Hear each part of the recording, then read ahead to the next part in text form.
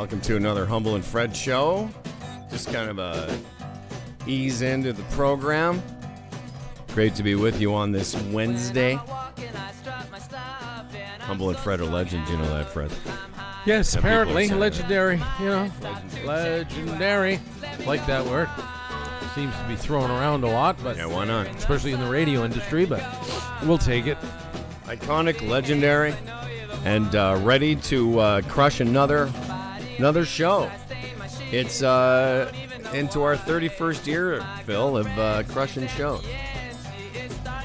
So why don't you start us off there, son? Oh, sorry. We can crush.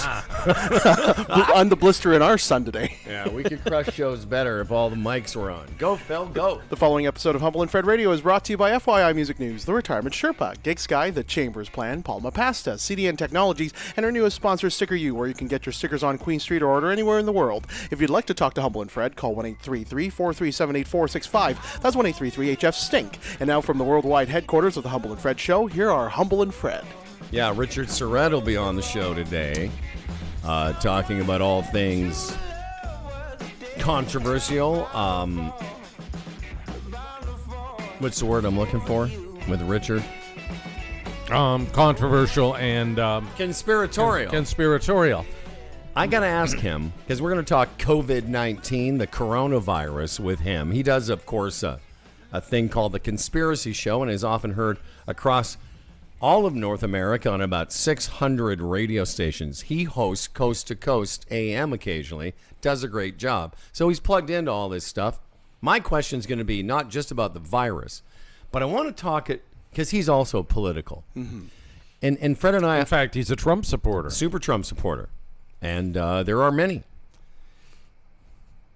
But I wanted to maybe have a little bit of the discussion that you and I were just having before the show started about the age of these candidates, how the job is sort of turned back for some reason. It seemed for a while there it was going younger, Clinton, younger Bush, even Obama, of course. And then it seems to be drifting back now to men in their mid to late 70s. Well, when Trump ran,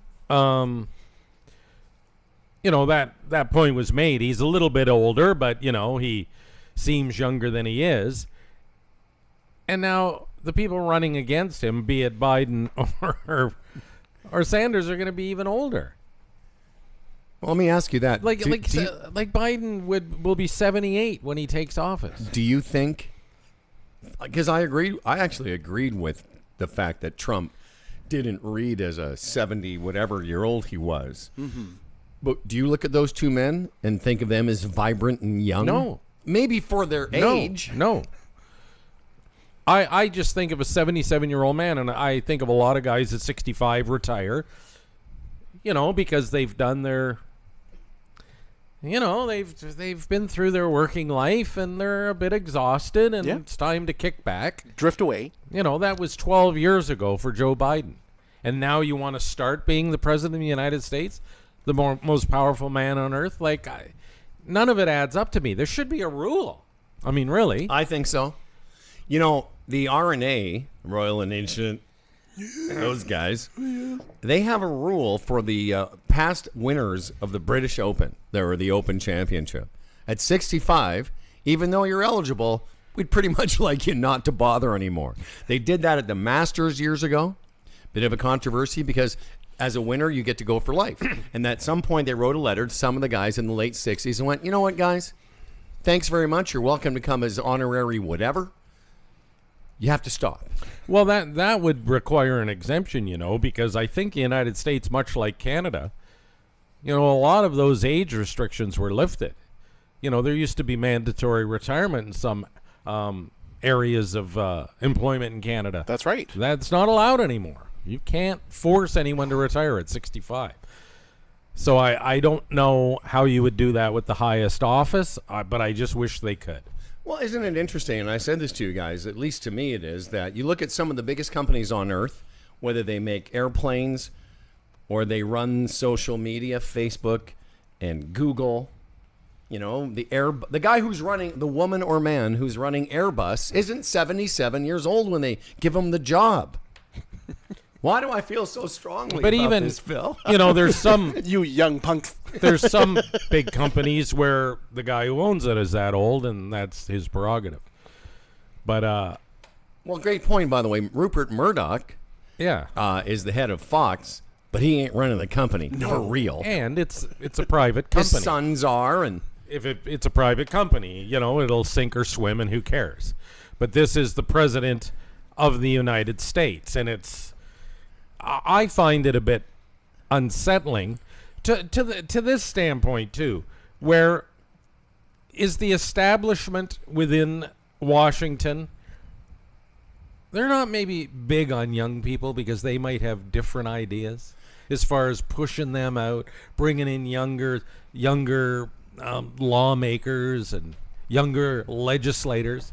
Are they all freaking out a bit and thinking, geez, with Papa Joe or Bernie Sanders, I feel a little safer than having a young buck in there? think about it. If you're a Zip recruiter and you get a resume from a 77-year-old guy and he's like, hey, I'm looking to be, I don't know, head of Boeing. Like, you wouldn't send his resume. No. But these guys, Biden and Sanders and Trump, Yes, and Trump. are, all of them are mid-70s to late 70s, and they're applying to run the free world. I mean, your point about younger legislators, I'm sure, think about the way that sweet Alexandria Ocasio, whatever her name is. Cortez, yeah. I like her. Yeah. She's nice. She's my age. Think about how she's treated by a lot of the media. Like she's some simple idiot who got a degree at a bartending school. She's quite well educated and fairly smart, but no one wants to seem to hear from 29-year-olds except everyone in the social media world. Yeah, right. She's not playing the game. I mean, she can be her own worst enemy. Unfortunately, she should just play the game a little more. That's all. But maybe the point is the game needs to be changed. Right. Oh no, I know, but you can't.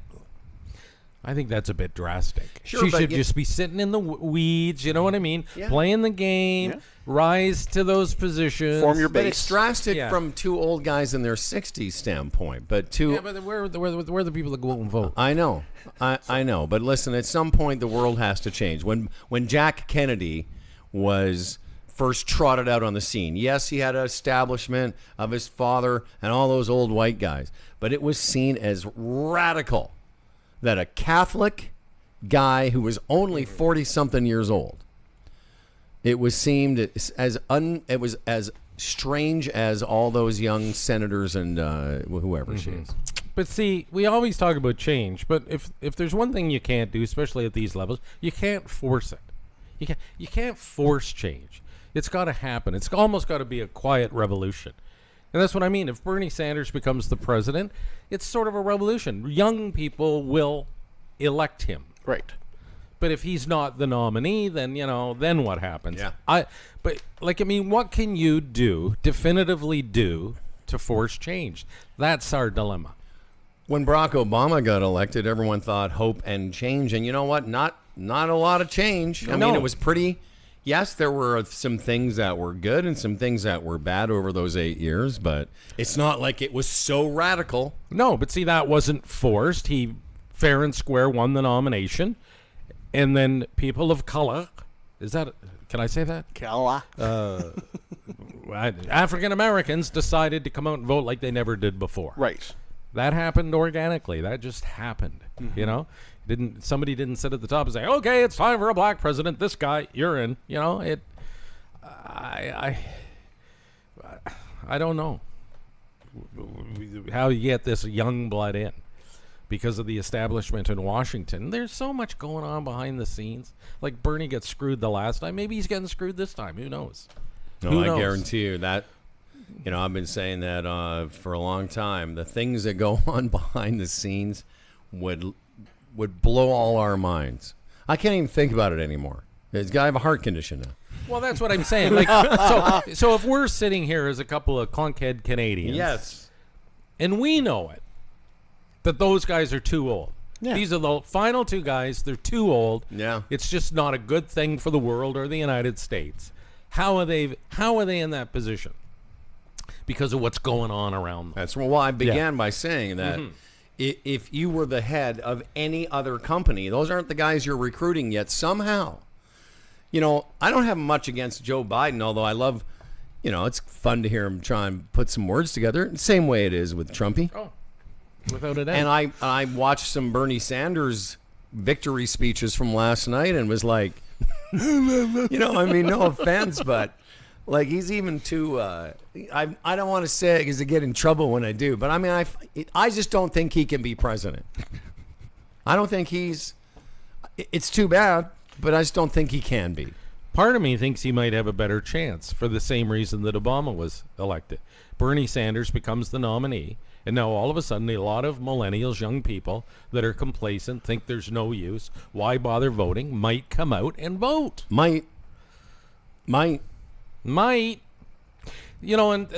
thing I will say about Trump and Biden, Trump's old too, he's in his 70s, and he's a complete whack job.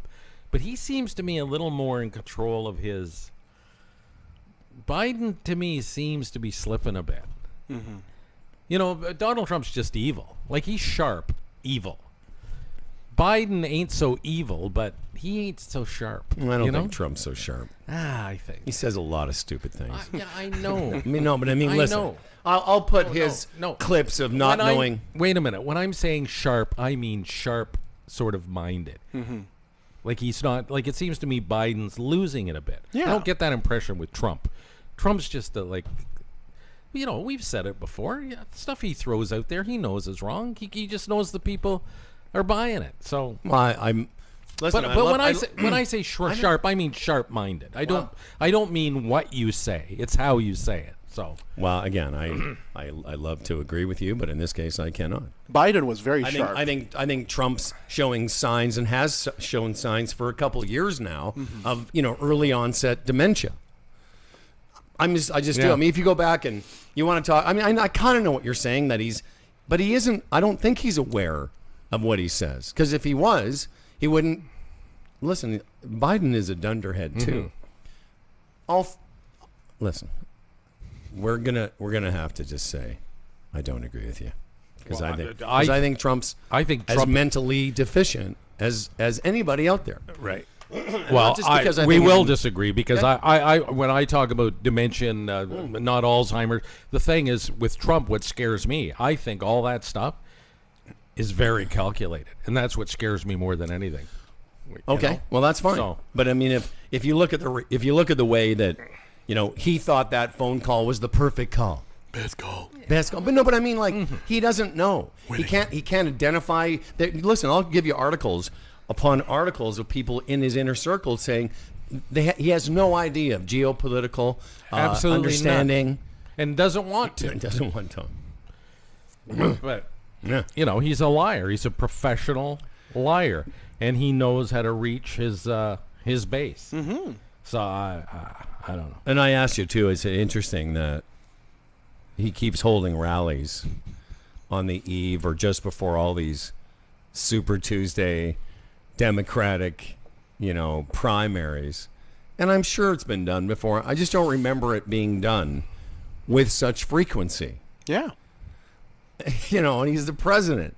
And you think, well, I guess he can do that.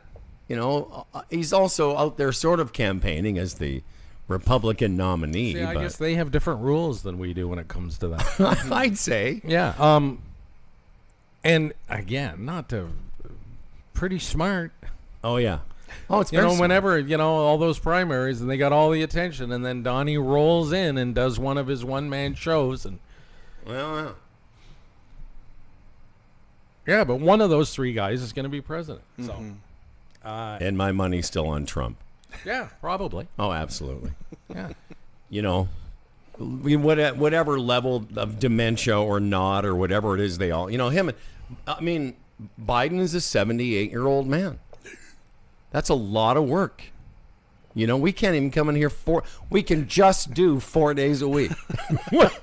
We can only muster enough energy for 2.5 hour shows. And you're young bucks in comparison. Yeah, but we're cut from a different cloth. Yeah. Again, last night I'm watching the news and there's John Tory talking about coronavirus and this and that, and the steps the TTC's taking to, wipe down the cars and all this stuff. And I'm thinking, well, what are you doing, John? Yeah, go to the cottage. Like, go to the like, why aren't you in Playa del Carmen on that golf course? Yeah. Like, seriously, why aren't you walking the beach and having a beer at the Lido Club? Like, but no, here he is in February with the coronavirus now on his shoulders.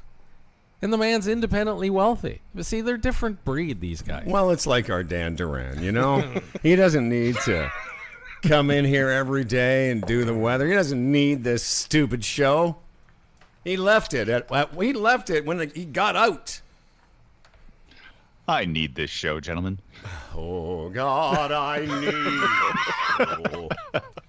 Dan Duran. Well, you guys have had an interesting start to the show, and I can't disagree more wholeheartedly with your positions. So, good morning. Positions on what, Dan Duran? On age, you've been their ageism of yourselves. Yeah, ageism. Well, what about the idea that no company goes out and recruits a 77-year-old guy to run their company? How about that? Well, that's just the way things are. But why wouldn't they? I mean, other than the fact that there's age and there's this concept that once you get past a certain point, you're beyond your prime and your brain doesn't work anymore. Yeah, there's that. And that's true for some people, but not for everybody. Well, no, but there must be a reason that, when the world's best-run companies are looking for someone to run them, they don't often, go to an old age home. Yeah, but they're private and the system's different. This is the old boys club. Joe Biden's been around for decades within that community.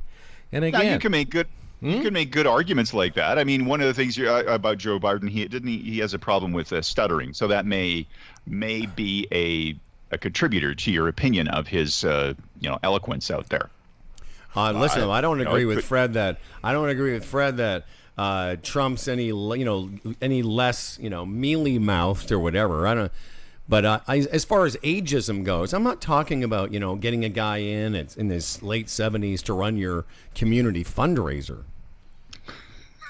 I'm just talking about somebody. Well, just think about the energy it takes. Well, what's your cutoff then? Well, I think my cutoff for president would be, you should be elected before you can't be elected in your 70s. That would be my cutoff. So pretty much the entire field that's out there now is okay. Because like Warren, she's 70, I think, isn't she? I think you're too old. I think at some point you get a 45-year-old in there, someone with enough experience but also vigor and youth. But the thing is, that would never happen because of the existing problem. The old guys club. Congress, the senators, their age, they're never going to go for that. They're looking after their own skin. Same with the Supreme Court. Why should you be on the Supreme Court for life?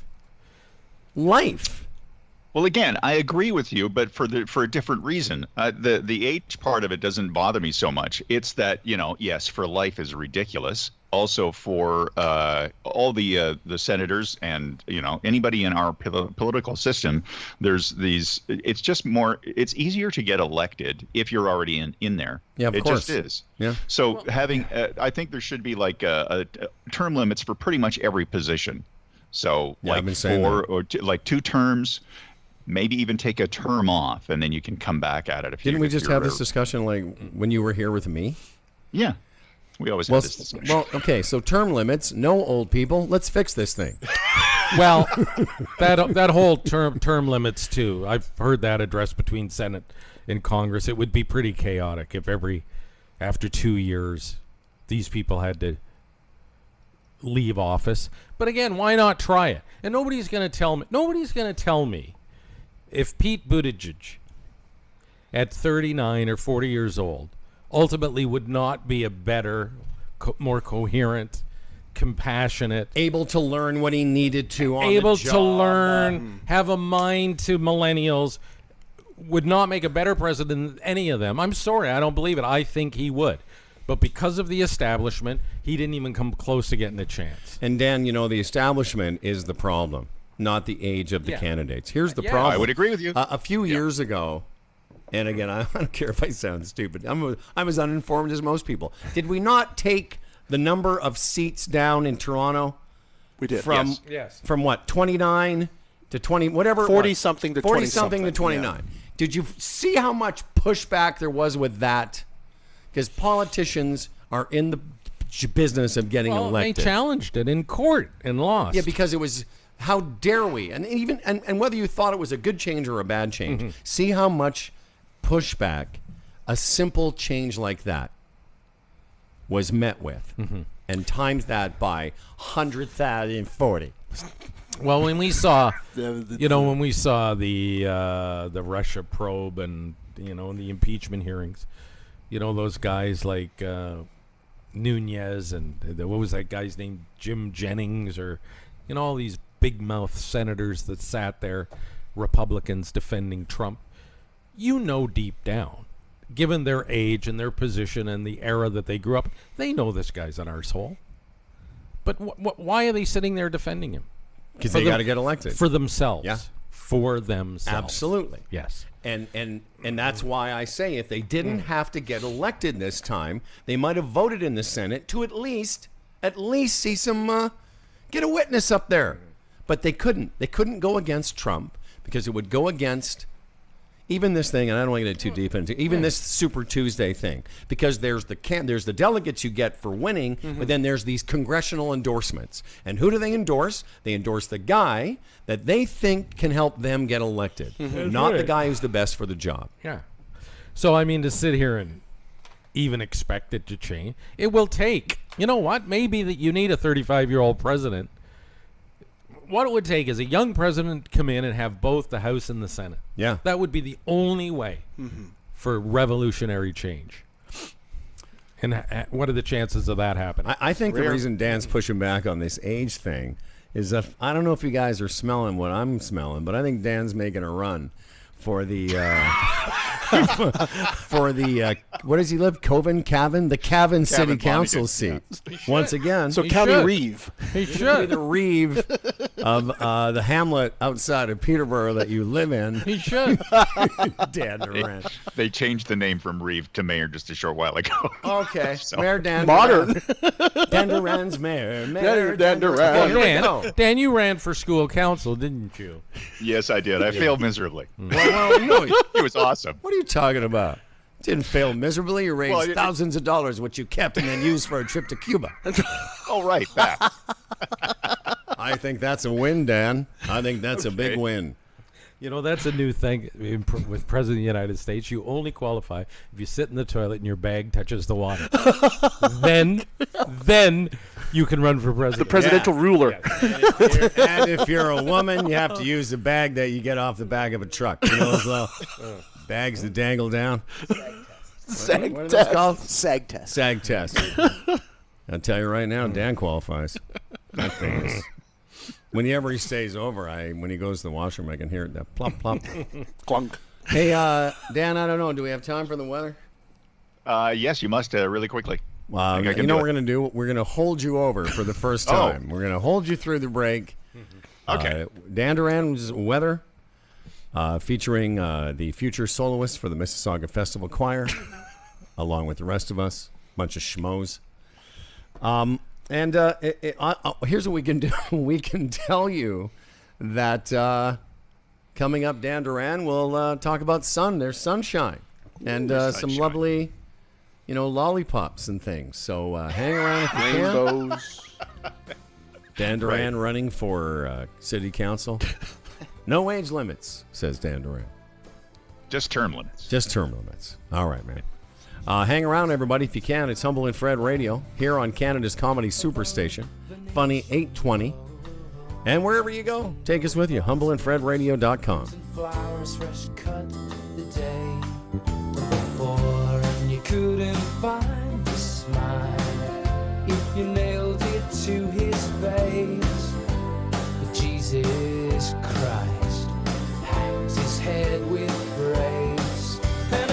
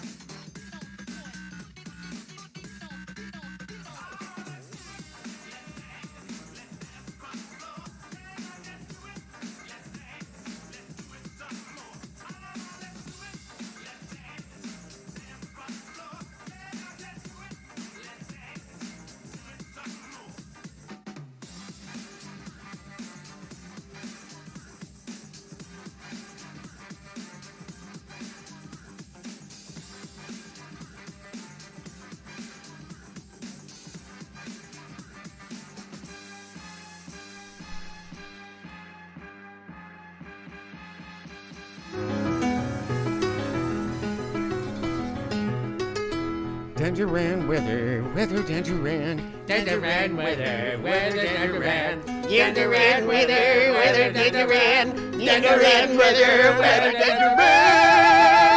I have no idea what happened there, but I'm happy to have Dan Duran here, everybody.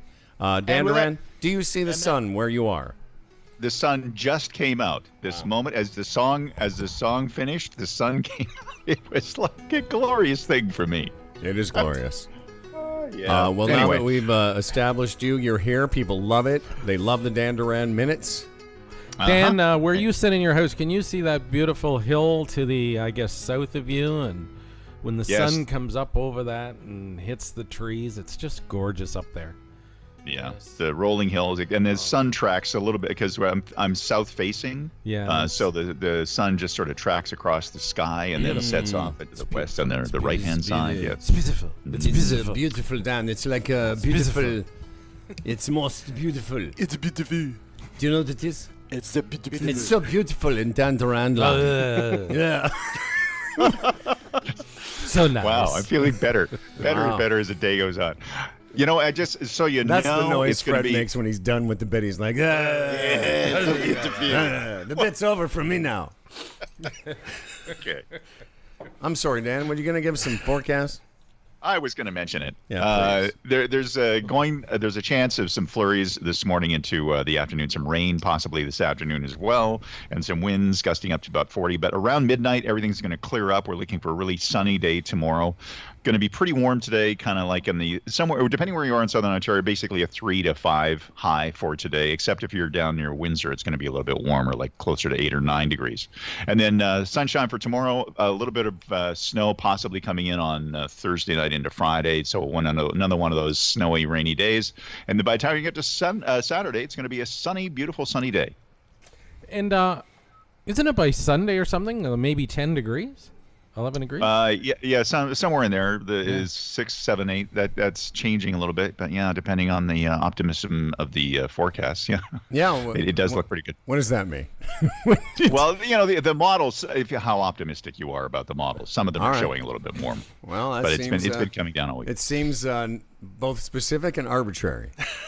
I want my boots off and my spring jacket on. That's what I want. I'm looking forward to that, and it should happen in the next few weeks. Well, maybe Dan can, for the next couple of days, your forecast can include a chance of spring jackets and boots off. Mm-hmm. Okay, that's what I'll do. I'll work Depending on on how optimistic you want to be. And you know what I think I might do today? I might make the appointment to have my wife's snow tires taken off. No. That's always liberating. Too early, man. No, I mean for April or so. Oh. I'll make the appointment because you got to. You know what happens? Everybody does it at once. It's hard to get a. Yeah, That is appointment. thinking ahead, Fred.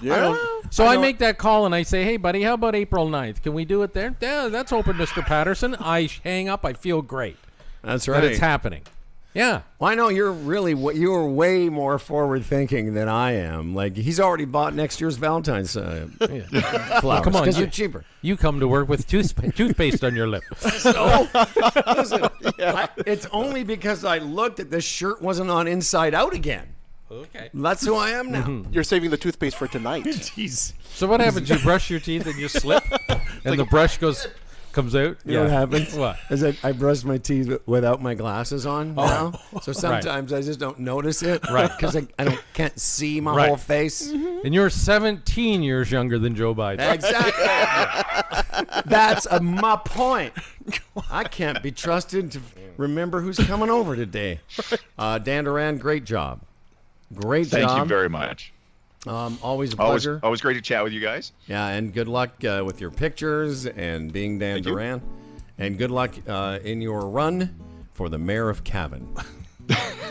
Kevin Monaghan. Yeah. All right, my friend. Take care. Dan Duran, Yeah. everybody. Woo! Okay. Look at Dan Duran's gone now. Great to be with you as the sun is shining in southern Ontario. Hamilton, you know it. You already heard about it. People in the Niagara area. Starting tomorrow night, myself, Scott Falconbridge, fan favorite, Jay Brown, brings the thunder, and Howie G at the Niagara Falls Yuck Yucks. Ooh. Be fun. 3 days in Niagara Falls. What will I do? What will I do? So you're just gonna go there and stay? I'm not 100% sure for Thursday night because the show starts at 8. I could be back here by 10. So I might stay Friday, Saturday. Hang out in St. Catharines a little bit. Doesn't that cut into the profits? And no, they supply the hotel, man. Do they? Well, It's then a why big wouldn't you road stay day. for 3 nights? I don't know. I'd rather be in my own bed Thursday night, you know. Have you been like to Madame Tussauds and all that? Stuff to do in Niagara Falls, you know. Yeah. The Wax Museum, some other things. I was going to ask you The if you haunted had some house. time on Sky Friday, Pond. if you come. No, No, just the buddies. I Let's go don't do a know. buddy trip. I don't do Niagara. Seriously, man. I got a second bed. You come buddy up with me for the weekend. We'll go to IHOP in the morning. Hey. No. Every so often, Delise has relatives roll through town, and we do the Niagara Falls thing. Mm-hmm. That was last summer, so I'm good for another 5 or 6 years. I know, but this is What? a Freddie. Listen, man. We don't have a lot of time left. Yeah. Little Freddie Hellman Niagara Falls buddy up trip. You know, we'll hang out during the day. You can come to the shows, maybe write some. You know, we'll just do some bits. I can just imagine you.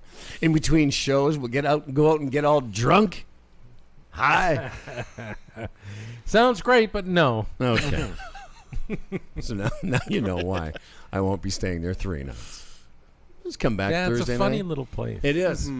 But I'll tell you, the one thing about this room, and I've played it before. I did this last spring, my annual road trip to Niagara Falls, but it's a good crowd. They people go to there. We Would it be a Niagara Falls crowd, or would it be a crowd of people? We're going to Niagara, we're playing the casinos, and we're doing everything, and go to a comedy show. Yeah. It's a really different crowd. They're people that are great mood. They're out there gambling, having fun. Again, you can mock Niagara Falls all you want, people, but a lot of people like to go there Yeah, like me. and have nice times. Plus, the air is different. The ionosphere or whatever. Yeah. You know that, Phil? Oh, and you do get splashed at the falls, too, No, but right? the air around the falls What are you talking has healing principles. Oh, what do you mean? It's What am more I talking humid. Your skin's a No, little man. more It perplexed. about? It has healing properties. Yeah. Well, then you should be there. Yes. Yeah. The You healing should go. springs. You know what? I should move there. You should go there Wednesday and breathe deeply. All right, listen, man, I can't argue with you. I'm a cardiac survivor. Are you? No, Just come on. in for one day. Have some breakfast with me at IHOP on Saturday. Then we'll go to the yoga class in St. Catharines that I'm going to. Then we'll come back, watch golf, get ready for 2 shows. I'll tell you what, by the second show Saturday night, I'm just going to be a mess. Stop it! You're making it so attractive. Listen, man, I want you You've to come. almost won me over. All right. And we get to share the room. You know, like we did once there when we went on a golf trip together. Meanwhile, at a Comfort Inn in Grimsby. I'll tell you, the difference between Freddie and I is many, but the best is he literally fell asleep while telling me a story. He was like My wife, yeah. I was sitting up in bed. He was telling me something, and you were sort of laying back, talking sort of up at the ceiling, and I said, "Fred," and you're like, and you had just fallen right Had I asleep. been into the sauce? A bit. A little bit into the sauce. I'll tell you, before we get into more of this show, this award-winning program, let's talk a little bit about our friend, the retirement Sherpa, who is coming in, I think, on tomorrow. No. No? Oh, yes, tomorrow's Yeah, tomorrow's Thursday. Right. Thursday. I'm sorry. Yeah, so I can't believe tomorrow's our Friday. All right, man. The retirement Sherpa, talking to him yesterday. I called him up and I said, "How you doing, Sherps?" He said, "Not bad." And he's a portfolio manager. Raymond James is a member of the Canadian Investors Protection Fund. I quickly asked him. I said, "Hey, what do you think of the markets? What do you think of the plunging Dow Jones and the ripple effect here in Canada?" And he said, "Well, there's ups and there's downs, and incidents come along, and we just sort of have to ride the wave and see how it all comes out in the wash." And that's basically it. Yep. And I'm sure he'll touch on that tomorrow. Now that RSP season is over, it'll be on to something else, how we can build our fortune. Retirement Sherpa, retirementsherpa.ca. Are we allowed to talk about the recent hire at CDN Technologies? I guess so. Well, we're It's a done deal. It is a done deal. We're very pleased, proud, I would even say. Couldn't be happier for our guy, Georgetown Sean Sargent, who has been hired to work in marketing and administration at CDN Technology. Woo! Yeah.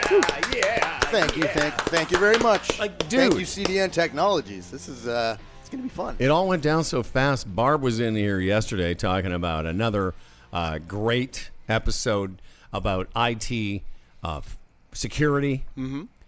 And during the spot, there was I saw some conversation going on between Sean and Barb. Next thing you know, Sean's in there being interviewed for a gig, and sends me a note in the afternoon. It's all good. I'm in, which we're thrilled for. Oh, very thrilled. He's been saved a career in radio. That's right. That's right. Well, for now. Well, you were at the last second. Yeah. You had your life saved. Mm-hmm. But CDN Technologies, now even more reason to check out this fine company. If you're getting tired of waiting for your computer company to fix things, Sean will tell you, CDN Technologies, that's the way to go. Yeah. That's right. They do good work there. He should start doing the commercials. You know, he's the marketing man. Yeah. He's the promotional vehicle. It's probably one of the things in the job description. Maybe you should. But get you know to that what? part. Let's let him get through his probation period. Yeah. before Barb hears him. Customer care, resources, so much more. If your network is running slow, if your current IT team is spending too much time, Sean and Barb want you to know CDN Technologies. Go to cdntechnologies.com. And I know Barb likes the phone number, 905-542-9759. It's the easiest way to remember that phone number is just go to CDN. That's Canadian, cdntechnologies.com. I was reading an article this morning about the Super Tuesday election in the States, comparing. Comparatively. Yeah, I'm not running. Comparing. The comparison was made older versus younger, and it was talking about how older people use the phone versus how younger people use it. Yes. Younger people, 30s and under, I had more phone conversations with my daughters in the hospital than I've had in all of 2020. Yes. They just don't want to talk on the phone. They will FaceTime me. Spencer will FaceTime me. If they're going to ever have a conversation, they seem to like that. But they're not real phone people. Now, I know we were talking a lot about ageism or whatever today, but that is another one of those things where, I don't talk on the phone like we used to. You and I, other people. No, and our home phone. I mean, I don't know why I have it. It's only there to be solicited. I mean, it's the only reason I have a home phone. Mm-hmm. So, I mean, that's out of the equation. And then my cell phone, when it comes to family, it's hit and miss with my kids, whether they pick it up. And then the whole time I'm in Mexico, the only time my phone rings, it's audio FaceTime. You know what I mean? It's like they're on a whole different world that way. Number one, they don't care to talk a lot, but when they do, it's certainly not the conventional means. Mm-hmm. And I just wish I could get my mother-in-law to get her head around that, because then I would never need a phone when I travel, or basically never need to use the traditional carriers. You know, if you're using GigSky, which we both used recently on our vacations, I put quotations around my vacation because this is life-threatening. You Complicated call that definition. A vacation? Yeah. But with WhatsApp, or if you guys with your iPhones, you really never need to use. If you wanted to, with the people on your WhatsApp, whatever list, just call those people. Pretty much. There's, again, between GigSky and most condos you would rent, or hotels you rent, restaurants you go to, have Wi-Fi. When it gets back to what I said, the old days when we didn't have cell phones, that phone call could wait. Yeah. Until you got home, or, You know what I mean? That was our mindset back then. Oh, I should call so-and-so, but I can't call them until I get home and it's a couple hours away, or go to a phone booth or whatever. Mm-hmm. And now it's like, if you're out and about, you have to use the traditional carriers. It's like, I'm going to be at a restaurant in 5 minutes that's hooked up to Wi-Fi, so I can make the call then. You know what I mean? It's like, yeah, and whether you for have, nothing. like FaceTime on your iPhone or even, you know what works good as well is Facebook Messenger. Mm-hmm. Well, that's what I was going to say. A lot of my friends don't even have phone plans anymore. They just wait for a Wi-Fi signal, and they use Facebook. Yeah. You can call on Facebook. Yeah. So. And, you know, with like, for instance, when we do the Skype call with Dan, I don't know if you people out there are regular users of Skype, but the audio component of Skype, which works better without the video on, Yes. is broadcast quality. When I was talking to you that Monday, I listened back to that show, you sounded just like you do here. yeah, and that was just speaking into a telephone, Yeah. into an iPhone. That 8. wasn't even, Dan's actually speaking into a microphone. Yes. But the quality's pretty good. Well, it is, and and I think, and I'm not going to name them, but when I was down in, and I had a phone package because, my father-in-law is not well, and my mother-in-law, it's hard to get her to use FaceTime or Messenger and all that. Mm-hmm. So I had to have it. Well, halfway through, I had a bit of an issue, and I phoned the carrier, and it was just unbelievable. Like, they're asking people not to use the service. Like, why would young people even want to go there and pay them money for the service you get? Right. So you buy a 1 month plan. It's like 100 minutes and, like 1 gig and 100 text messages for an outrageous price. They're just asking people to investigate other means. Like, why can't I phone a carrier and say, listen, I'm going to Mexico for a month. I want to buy 200 minutes and 2 gigs. What's it cost? Why can't you do that? Well, in other countries, they do. Well, of course they I do. think of places like Australia or Singapore. They're like, Yeah. you could go to 6 countries and use the same plan. I was talking to Charlie at some point. I can't remember if this was before or after the hospital intervention, but she was telling me, it was Dave was telling me how many gigs you can buy on a U.S. carrier plan. Like, it's amazing. But the thing is, we've got Gig Sky here because wherever you travel, you have the peace of mind knowing that you're always connected. And whether you're buying a different plan in different countries, the sort of portability of Gig Sky is what ease gives of it. Yeah, the ease of it. Yes. Like, as I'll tell you, I've never used anything else, but it was about 6 months since I'd fired up my my hotspot. But right away, Rudra had added some data, and there it is. Recognizes my phone. We're all hooked up. I mean, sure, if you want to call each individual country, you can find some deals. But if you're going to different countries, there isn't anything like Gig Sky. Well, if my in-laws were out of the equation, there would be no reason for me to call the phone company and say I need to buy a package where I can talk on the telephone. There is no reason. So you think if that's happening more, you think they'd reply by making their packages cheaper and more convenient and more what's the word? Seamless. You can pick what you want. Yeah, Right. yeah. As opposed to being told. So halfway through my thing, I run out of minutes. So I phoned and I said, hey, can I just buy another one of those packages? Well, we can't do that, sir. We can't do that. Why? Well, we can only sell one a month. Well, why? Sell me another one. Oh, no, you have to go on the $12 a day now. And it's like, why? Like, why?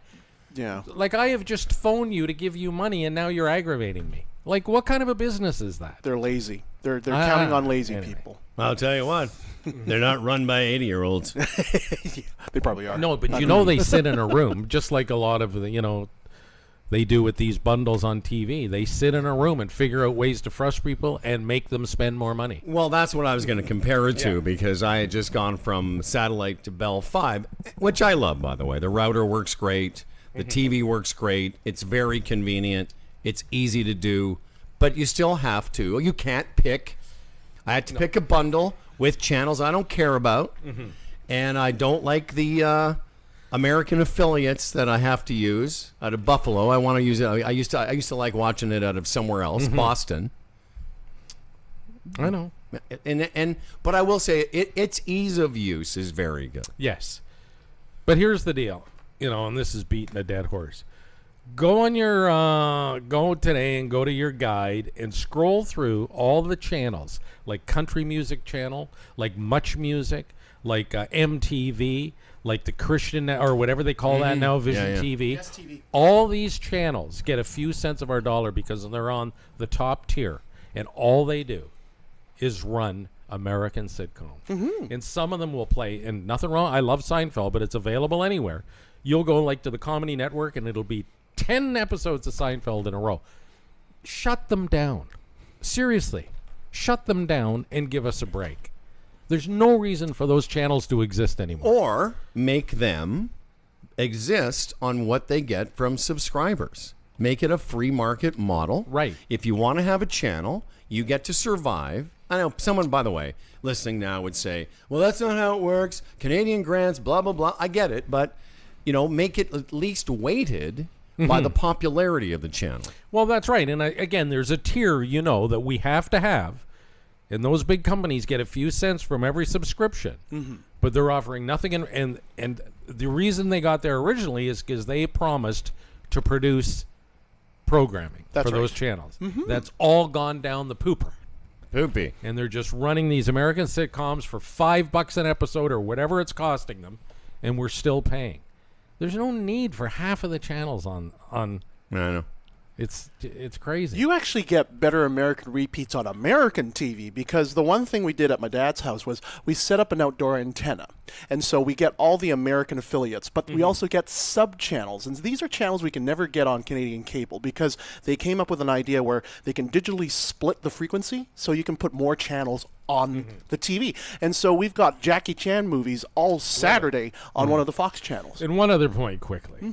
You get a package you want, then I'll take the news package. Thank you. Well, you get CNN and you get Fox News and you get BC, but you don't get MSNBC. Well, No, why? yeah. What? It's a news channel. Oh no! But that's on another package, Right. To suck you into another $8 a month. So I got the sports Yeah. channel so I could get the golf channel, but it didn't include. Like I went to look at something the other day. It didn't include that channel. I'm Sportsnet 1, probably. whatever it was. Yeah. It didn't come with my package. By the way, before we go to our break here, Richard Surrett's coming up. Just looking at it. If you want to watch our program, you can on Twitch TV. Also comment as it's going live on Facebook. Someone named Mark Massacote. I think that's how he seems like a nice person. He's got a new name for our show. Doc D-Fib and the Choir Boy. Oh, Dr. Fib and the Choir Boy. Doc D-Fib and the Choir Boy put on a great show, says Mark.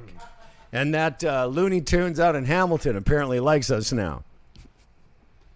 She hates us now. She likes us because we're talking because we didn't. What was it, Sean? We didn't make fun of Trump today. No, we bought into the deep state. Oh, yeah. Deep state theory a bit. Well, I have for years. Yeah. Deep state exists, my friends. Anyone, I'll tell you what, who knows that? It's conspiracy man Richard Surrett. It's coming up here shortly. Doc D. Is he coming in, or is he going to be on the hookup? He's going to be on the hookup. Okay. On the Skype. Okay. I think. That's okay. Love it. It's I don't know. technology. We'll take a quick break here. Great to be with you in the sunshine. And it looks like the next 3 or 4 days, boots coming off, spring jackets coming on.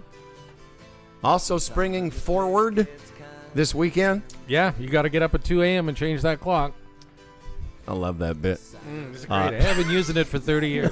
What a drag getting up at 2 in the morning. Doc D-Fib and the Choir Boy. We'll be right back. Loveless fascination under the Milky Way tonight. Lower the curtain down. Memphis.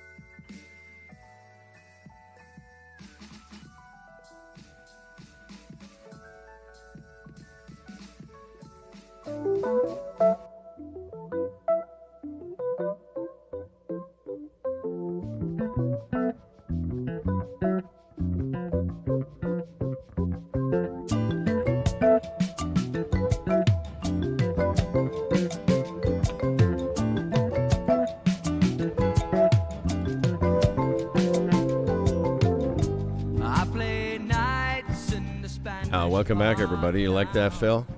Does that make you feel groovy? Hey, welcome back to Smooth Jazz. WHNF radio here. Little Billy Joel. I'm along with sports guy Freddie P. And you made an interesting. You blurted out something about the stock market, the TSX, and the Leafs lost. And you said out loud, what's worse? Yeah, I know you're kidding. Yeah, they were in. You're comedic. 3-game winning streak to go into San Jose last night against one of the weaker NHL teams now and lose 5-2. So it shows you how competitive the league is, or it shows you how inconsistent this immature team is. I really don't care that much anymore, to be honest. I don't. Like, they have no chance of winning the Stanley Cup. Yeah. And at this point in my life, I'm not interested really until they are in a position to win the Stanley Cup, and they're so far away. Yeah, you know why what? bother? Save your energy. Why? Oh, save my energy generally. Right. Well, yeah, I get when it. Yeah. for when some greatness happens, Well, I've told you, that's what my brother says to me. The night before the Stanley Cup playoffs start, phone me and tell me the Leafs are in it. Yeah, cool. And then I'll watch it again. Mm-hmm. It's like Tiger Woods is the Stanley Cup final, I should say. Yeah. Tiger's going to play about 12 tournaments this year, which is about what he played last year. He played a couple weeks ago, finished like 65th.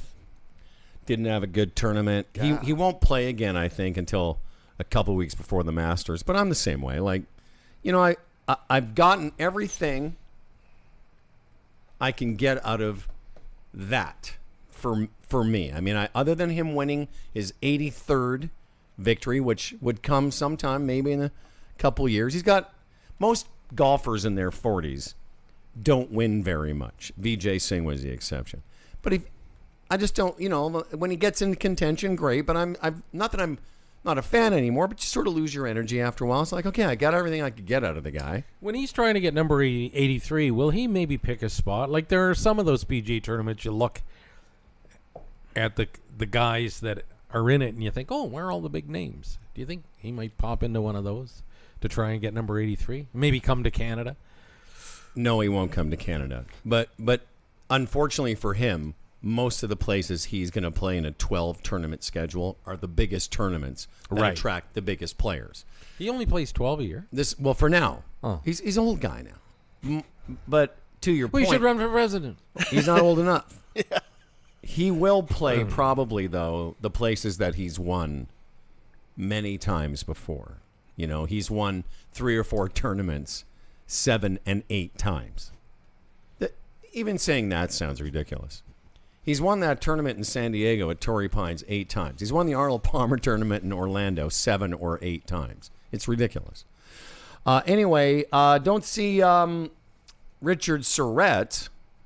We'll talk about. We mentioned Gig Sky, but Freddie, just tell people how you get it, where you get it. Gig Sky's the answer. Well, Gig Sky is the answer. We were talking about it earlier. There is no need when you travel to contact one of the traditional carriers anymore. Between with your ability to Skype or use FaceTime audio or FaceTime video as well, or Facebook Messenger, all those ways that you can talk with a Wi-Fi signal. And if you're going to a place that doesn't have Wi-Fi, well, Gig Sky is the answer. It just is. Either with the eSIM card in your late model phone or the hotspot, where up to 32 people can log on. That's right. When I was down in Mexico, I had 4 and 5 people logged on to mine at once, sitting up on a beautiful terrace that didn't have Wi-Fi. It really was fantastic. So cut out the big guys, okay? And Gig Sky, go to humbleandfredradio.com, click on the Gig Sky badge. All the info is there.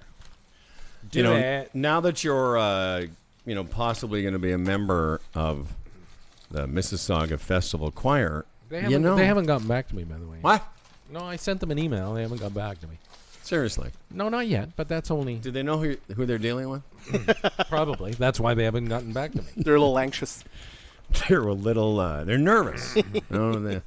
But I was just thinking, wouldn't it be great You get in a few songs, you start to, connect with your performing side. Mm-hmm. And next summer, you bring up a guitar. I got a guitar I'd happily loan you. Listen to me. I'm listening. I don't think you are. I am. Well, I think you're ignoring. No, I am. Honestly, I'm listening. No. This listening is attentive. Ignoring is whatever you're doing. Because I don't think you want to hear that I have special plans for you. Well, you're going to lend me a guitar. Yeah. And I'm going to sing choir songs with the guitar. No. You'll take your... See? You're not listening.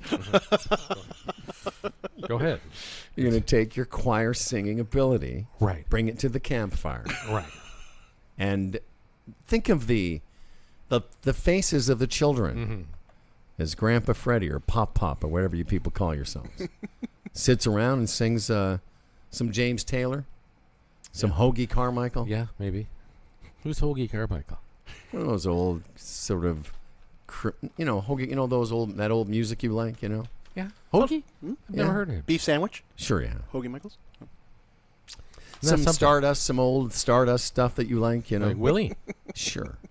Hoagie Carmichael, he was the guy that wrote all that stuff. Oh, okay. You know what bothers me about the campfire singer? Mm-hmm. He's got to be good because he's got to be better than the tunes you're playing on your nice system. That's right. Number one. Mm-hmm. You got to prefer him over that. Why is it when most people, a guy comes up to a fireplace or, the fire pit with his guitar and you're all excited, they never know all the words to the song. No. A guy will get like halfway through a song and sort of stop. Because, I forgot the words to that one. Oh, what else would you like to hear? How about this song that you only know half the words to? Like, it is true. I know. If you're going to sit down, campfire guy, know the song. Know it. And everybody gets so excited when that guitar That's comes right. up. Yep. But 90% of the time, you're left disappointed. There's some guy going, just yesterday morning, they let me know you were gone. Okay, what else? What? The song peters out, and it's like, oh, I should have brought my song sheet. Yeah, you should have. Should be taped to the back of your bloody guitar. Oh, I've seen fire and I've seen what is it? Is it rain? Pain. Yeah. I've seen paint. This is the guy that. This is Hoagie? I was walking down the streets the other day. Yeah, that's right. See? This is making me funny. Somebody tune into the show right now. I heard Humble and Fred are back. That's right, you see, 1945. Found that lady. That's right, when Fred and I first came on the scene. All right, anyway. Sticker you. So that's what I see for you. It's just sitting around a campfire. Maybe you could bring a beatbox, too. Do some beatboxing. Well, I'll tell you, if it ever comes to that, I will know the words to the songs. All right. Here's a question. Before we get into Sticker You, I want you to think about this. Without looking on your computer, this goes for everybody. Right.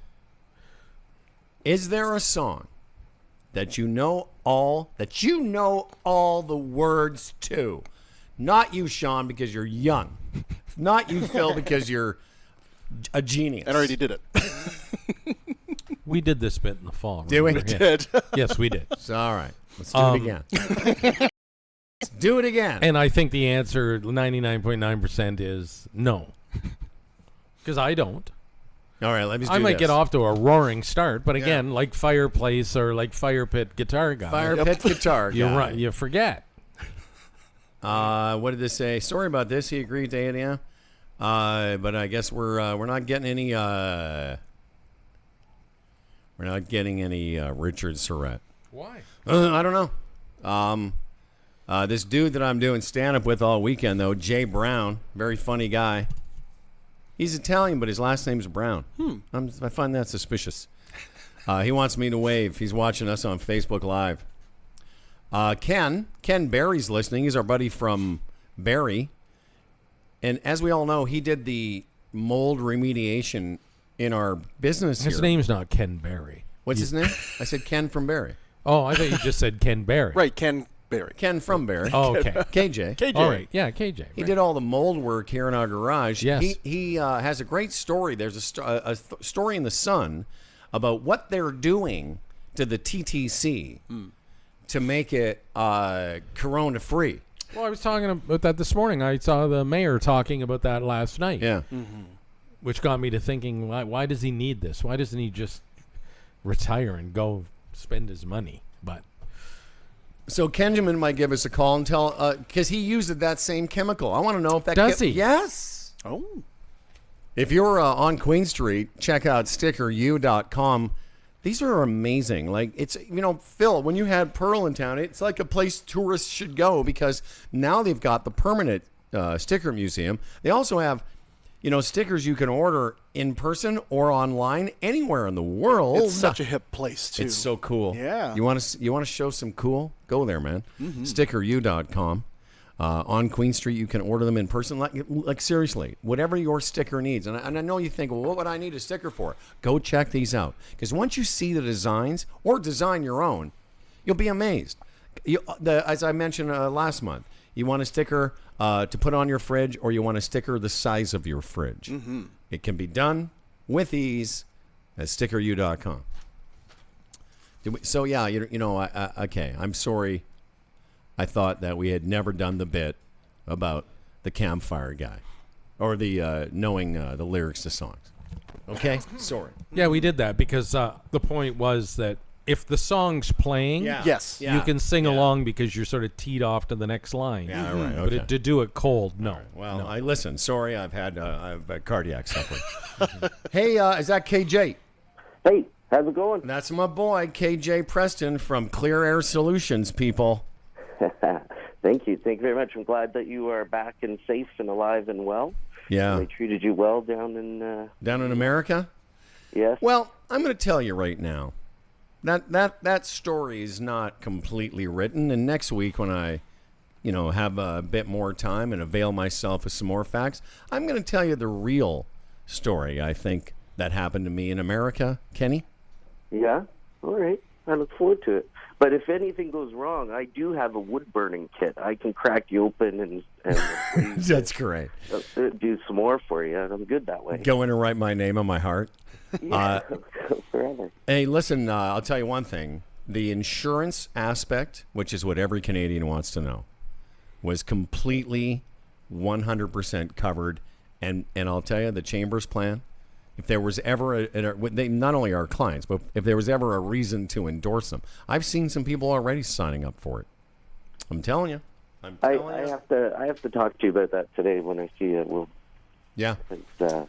Clear Solutions needs something, right? So let's Even- talk about that. Put that on the agenda. Yeah, man. Even I've been talking to my son to think about it, and it's affordable for him. It's just him. He runs his own company. He's the only guy, but still, why not have some coverage? Same with Rachel. You know, Yeah. Rachel's basically now going to consult as her business as opposed to going to work for one Right. company. She's going to be working for two or three. And after seeing what I went through, that's what she said to me yesterday. She goes, "I'm going to get the plan for what it's worth. A couple $100 a month or whatever we pay is worth it just for the travel component." Do you know what it would have cost had you not had the insurance? Yes. And there's another thing. You talk about, our system compared to theirs. And again, insurance covered you and you had top-notch service and everything down there. But what if you're a 60-year-old guy down there with no insurance or wonky insurance and that happens to you? There's the flip die. side. Yeah. Well, I think I've You go mentioned the without. number a couple times, but it is not complete yet. But it's in the middle 150s. Oh, Yeah, man. And that in itself is ridiculous. Oh, yeah. But, I mean, really.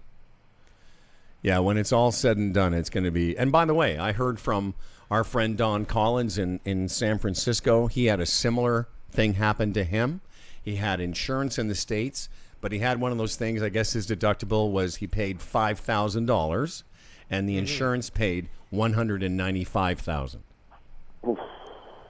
So what do you do? Say that again. Yeah, he had a deductible Right. policy. Right. He threw in $5. Right. And the entire operation that he had, similar to mine, similar stay in the hospital, Right. was. Oh, we get live Surrett. Isn't that? Is that no? Oh, no. That's I thought it was, the guy. yeah. The guy. That's another guy, he had a $200,000 bill and he paid $5,000. which is a great deal. Well, So anyway, that's a pretty good discount.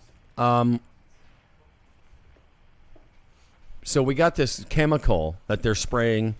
What are they doing with it, Ken? They're spraying it all over the seats. They're treating all the GO trains and buses. The Sun article says why isn't the TT doing the same? But they're using a product that I use for mold remediation. I've used it in hospitals before to treat isolation rooms, ORs.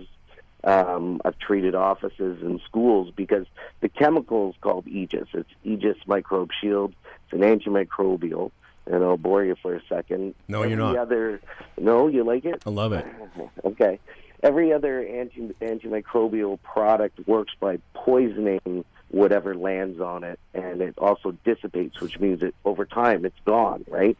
Aegis is an antimicrobial that molecularly bonds, so it becomes part of what it's on, and disrupts the membrane of viruses and bacteria by popping it and killing it. So the things that poison is how you get superbugs, because they become resistant to the poison. And this... Ken, where'd you go there, about bud? that. Someone's calling me and turn them off. So this stuff doesn't dissipate. It doesn't wear out. It's there permanently. Things happen to surfaces. Things get So this is the stuff they've sprayed all over the transit system? Yeah, because it also doesn't allow mold to grow on surfaces. So when we do a mold job, we treat every job after to help prevent, if you have a flood in the future, it helps prevent mold from growing. And I'm telling you, I've seen it. Hospitals and everywhere, we use it for germs and viruses and bacteria. Kenny, you give a nice mold job for sure. I've seen it. I was going to say, I've got 5 stars on you. they should put that stuff in condoms. Well, I was going to say, why not spray yourself with the goo? Yeah. It doesn't Not the penetrate stuff in skin, condoms. So you could, but I'm going on a cruise, so I'm going to have to take some with me and make sure I treat everything. Because listen, I'm not telling anything that Ken doesn't say in his comedy. You're a germaphobe. Yes. So this has got to be a tough time for you. It is. Mrs. Patterson's germ aware. So these are not easy times for you folks. It isn't, and the 30% that wash their hands and the 70% that don't really gross me out. It's super gross. Yeah. So, but so the stuff we've done lots of stuff with it. It's awesome, and I'm glad to see they're doing it on the trains and buses, because we've taken bacteria swabs and found bacteria we didn't know existed, because they're like joining together. So even aside from COVID-19, this is just a great thing that's going on. You know, spraying those buses and trains. I'm so mixed on this, because it's a great excuse to stay home, isn't it? I mean, it really is. Yet at the same time, I don't want this stuff out there, but at the same time, just another excuse. Freddie, do you want to come to Niagara Falls? No, COVID. COVID-19. I'm using it as my excuse to why I'm not going to see the Leafs, but really it's because they're terrible up and down. They have a different disease. Bunch of microbes. I think it's cute that you still think we expect you to have an excuse to not go anywhere. I said another. It's another. Another. Listen, man, I know. I just put it on the heap. Right. on the excuse heap. That's funny. Listen, for all your mold remediation needs, Kenjamin wants you to go to Clear Air Solutions. I know you guys were formerly a client of ours, but we will always be loyal. And great to hear from you. Thanks for thinking of us when it comes to informing the public. My pleasure. Thanks for having me on. I appreciate it. Clearsolutions.com. Yeah, Click man. on it, and we'll be an advertiser again soon. I'm sure. You know what? We would love to have you back. We're going to have I would love to be back. Hey, listen to me. And all you other potential clients, former and new one. We got a spring sale. We're going to have a spring sale. Just decide. Well, definitely. If you want this show to continue, seriously. Yeah. Enough already. It needs a revenue stream. Yep. Come on, step up. Seriously. We've got thousands and thousands of listeners that are getting the show for free. Boone and I were talking about under this thing, what's it called, Phil? Patreon? Mm-hmm. That's right. We don't have one of those. No. We could be begging you for dough, but come on back. I had this fantasy that like a billionaire loved the show, so he would sort of finance it just out of his own self-interest. And Howard reminded me we did have a billionaire supporting the show. And you know what? We should talk about him at some point and the support we got. But, Yeah, seriously, but now he's gone. Now he's gone. We need a new billionaire.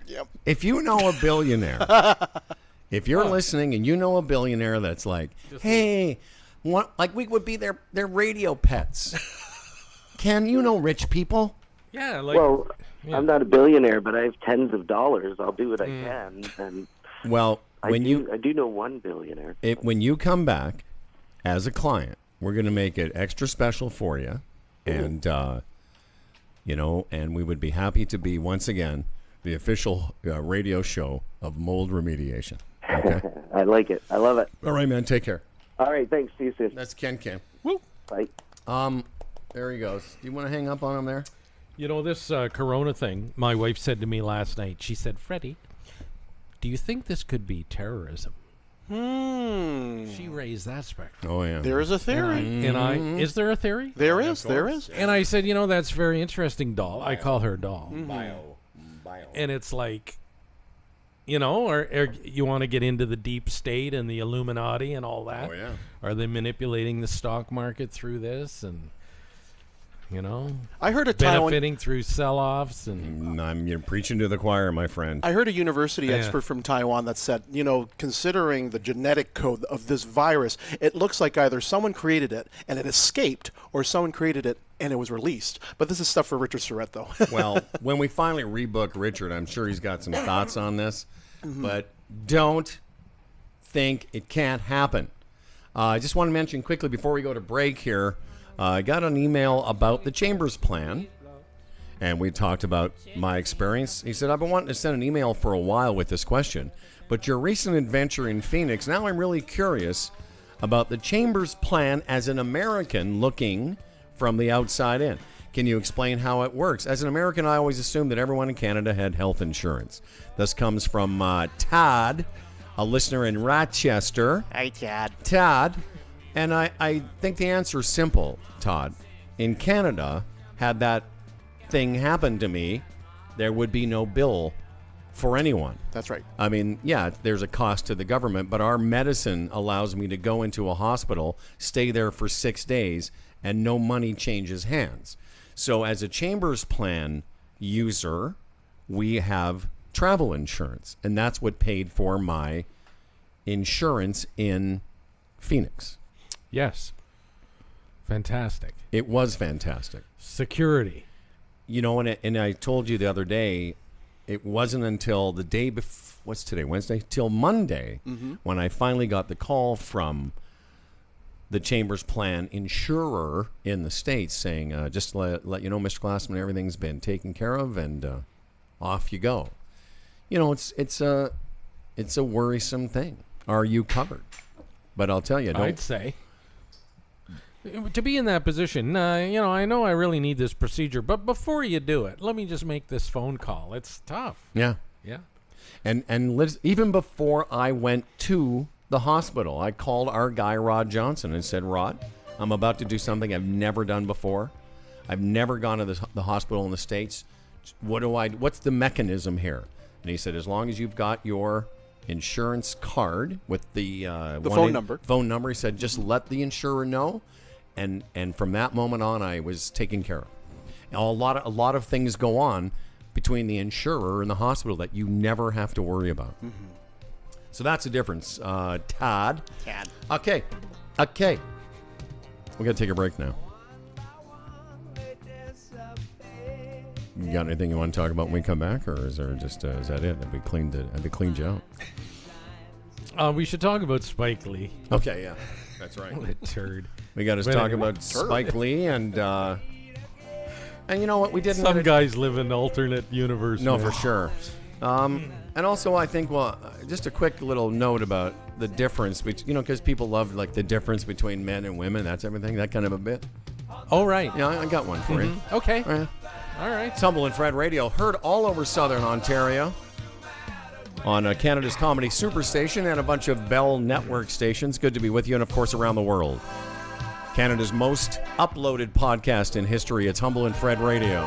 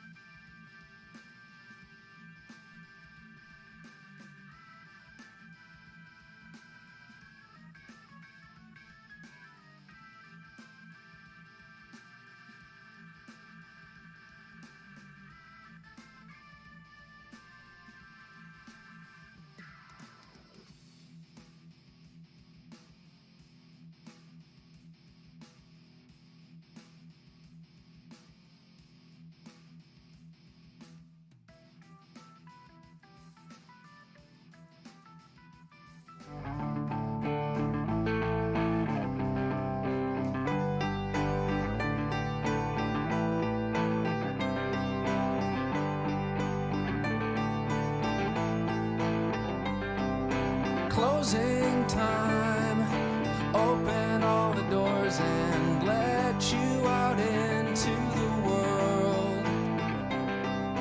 Closing time. And welcome back to the show. It's the Humble and Fred program. Always a pleasure to be with you on this beautiful day. For you people, I can't remember what show was it that I was talking about this dog of my daughter's. Was that 2 days ago or yesterday? Yesterday, probably. Yeah, this dog's gone crazy. You know what? Where's it at now? It's ridiculous. Like It was the podcast extra the other day. Did we talk about it on the podcast extra? My daughter's dog. My dog's daughter. My dog's daughter. My daughter's dog has an account on something called Instagram. Phil, maybe you've heard of it. All those new punks. And as I mentioned yesterday, around the time of my birthday in January, she had about 650 followers. It's just basically they dress up the dog. They put up little poses of the dog. It's that little chihuahua. And they apparently pose it in some fashion things that I don't really understand.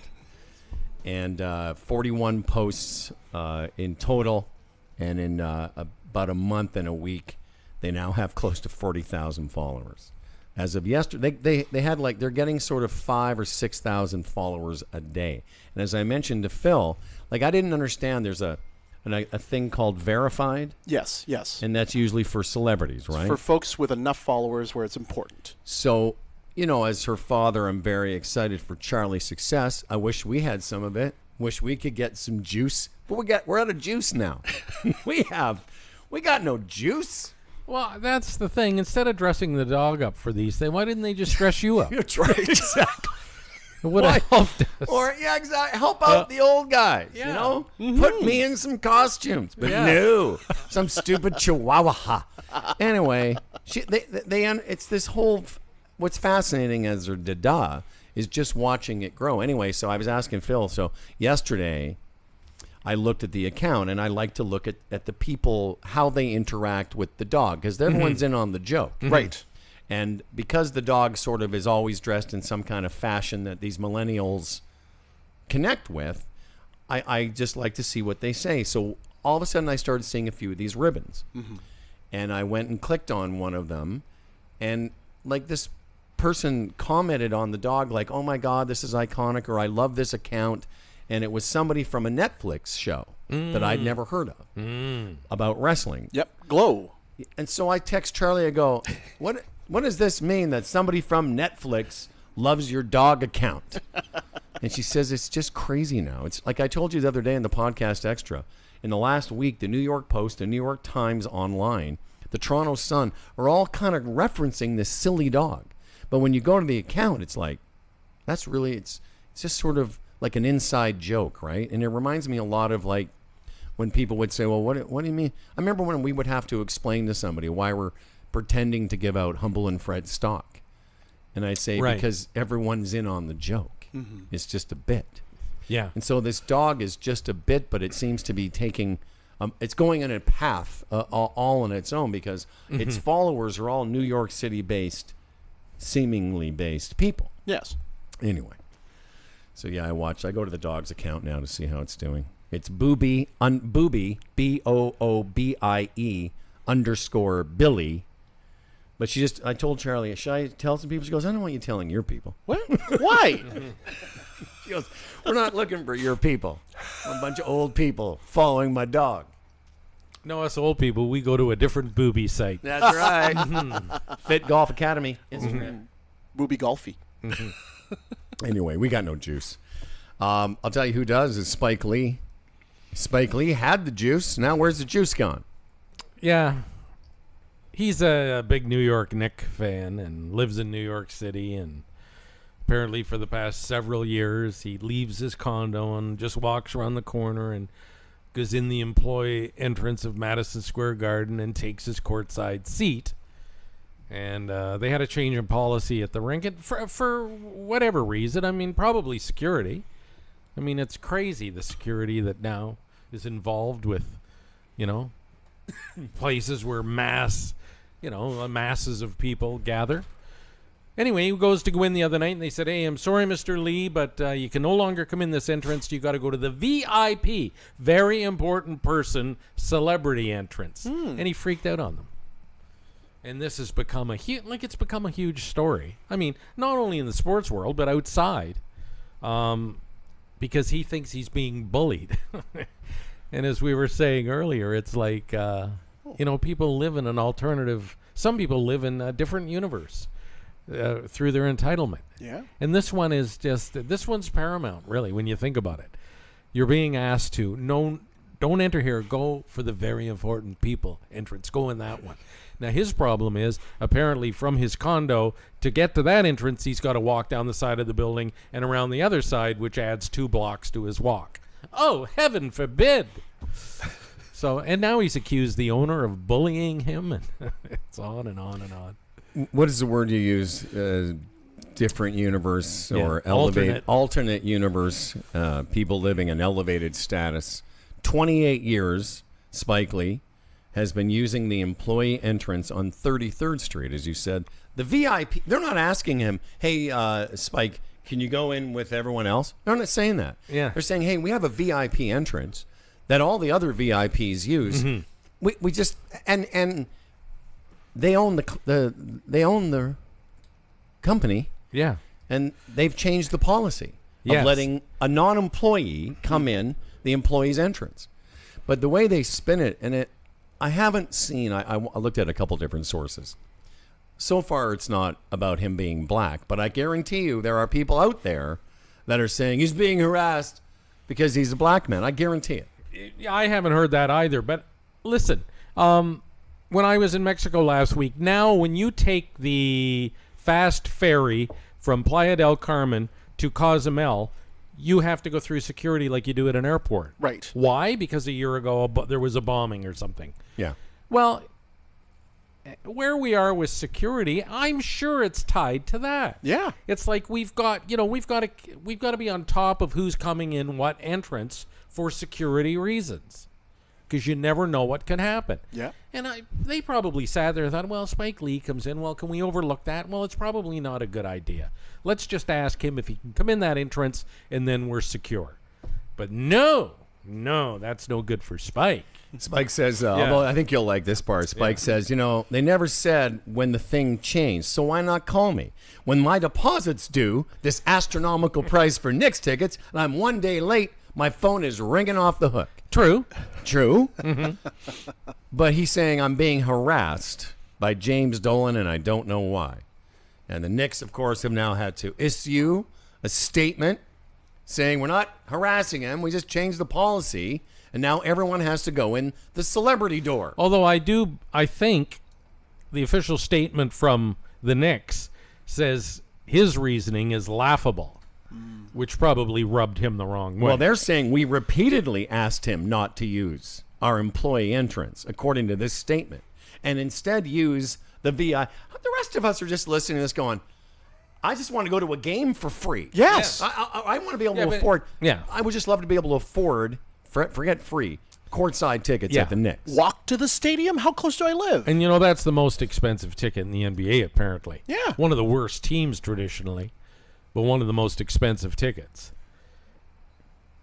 Like, what a perfect opportunity for a guy of his stature to go, hey, man, I understand. Like, hey, security nowadays, it's a drag.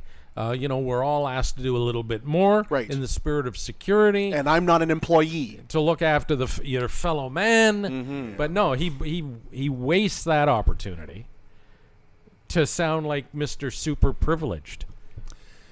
Yeah, I don't think a lot of people, and again, I haven't seen anybody bring up the issue of color. I guarantee it's out there somewhere if you want to find it, but it is a weird space to be in where you kind of exalt your privileged. It would be like, there was a time, I know you people will find this hard to believe, when Fred and I got stuff for free. And one of the things I was always pleased about how we handled it is that we never really flaunted it with people. We were always very grateful for the odd, free trip here or free access there. I mean, we were very lucky to be able to call up somebody and say, hey, can we go see your show? Well, you know how many free oysters we ate over the years? And they ain't cheap. Oh, Just yeah. think about that. Okay. Put a price tag on the oysters It's we've eaten. priceless. What are you talking about? Well, I'm just saying. When did we get free oysters? Oh, a lot of places, Rod. It's a lot of places we Oh, went. when we were taken for fancy. yeah. When we got taken for fancy. Yeah. Oh, we got At taken. events. We got taken for fancy Oh, places. yeah. Well, and we ate more oysters than anybody Once we knew they were free. That's right. Honestly, we were never more than 5 feet away from the oyster bar. We patented the the act where you pretend you haven't had oysters yet. Right. People copy that now, but we were the beginning. We were the pioneers of that bit. You know the bit, Phil? originator. Yeah. You get some oysters, you walk away, and then you make a big. You go, what? There's oysters? Sorry, Humble and Fred. We're out of oysters. What? You're not getting more? Oh yeah, you imagine me and you. What? Listen, you guys, we need to keep some of the oysters for the other VIPs. Screw them. Keep shucking. Oh, we were at many events where there was an oyster bar, and we would alert each other, right? I would walk in if I was the second one there, or Howard was. We'd alert each other. Hey, there's an oyster bar. Meet you there. Okay. Oh yeah. Do you take turns just to make it look We new? were designated. What we would call that the designated oyster sniffer. And They'd then say, we would just stand around. Okay, everyone, it's time to sit down now. No, we'll stand here, thanks. Yeah, the guy's literally taking away the oysters and going back to his truck. We're like, no, don't go. Don't go, oyster man. Can I have a little Anyway. take-home pack? Rodney Anyway, says nice what were oyster. we talking Rodney's about? got nice oysters. What were we talking? Oh, free stuff. Free stuff, yeah. And believe me, if somebody, 'cause it was the same thing, you know, there was Blue Jay tickets or whatever, you know, there were certain ways we could get in because of our so-called stature. But if they'd have ever come and said, hey, guys, from now on, instead of like, you know, the media entrance or something, can you just go in another entrance? You'd go, yeah, okay. I'm just glad that I have this this privilege. Exactly. I was trying to make that point, but getting back to the oysters, you know, We like... if you ever, could you imagine you and I saying, listen, these free oysters are not as good as the last year's free oysters. So Did you not get these from Nova Scotia? How dare you? if you expect me to come back to your golf tournament for free again Yeah. and get some nice gifts, and you're going to have to step up the oyster game. No, I would like to put a price tag on the free oysters we've eaten over the past 30 years. Sure you would. But the point is, if we'd have had to pay for them, would we have eaten them? No, probably not. Listen, we're not paying for oysters. We didn't do that well.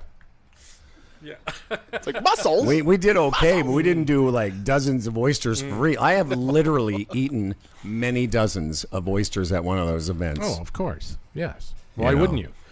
Why wouldn't you take advantage? And you know what? As I've gotten older, though, I don't even care about the act anymore. I just stand there. I go, haven't you been here a while? Yeah, I have. Try and get by me. I'll box you out. In the early days, I used to take those, you know, the glasses and the fake mustache. Yeah. And I'd eat a couple dozen as Fred and then a couple dozen as that other guy. Yeah. A doctor. But the weird Fred thing in, is, yes. if you looked really closely, he was wearing the same bib. His little mess. His oyster bib. He was like, is that the same guy? No, it's different. I'm a different guy now. Oysters. Oysters. Gotta love 'em. That's right. Well, that was our big thing. We were Humble and Fred. We got free oysters. We didn't complain. We were just happy to be invited to those kind of events. Remember that time Dave Nickel invited us Yes. to his Christmas party? Yes. And it was at Rodney's. And it was Yeah. oysters and lobster and, oh, my Crab. goodness. Dave Nickel was the President's Choice guy. He's the guy that developed that brand for Loblaws, and for some reason he took pity on you and I, and we were like pets of his. He thought we were somewhat amusing, and he would come on our show from time to time and talk about stuff. Yeah. And then he invited us to this thing, and then when we say Christmas party, there weren't a lot of people there. Might have been No. 10. No. His employees, yeah. So when we saw those free oysters, we went crazy. That's from our new blue menu. Yeah. It was great. We didn't have a lot to say that day, though. Our mouths were full.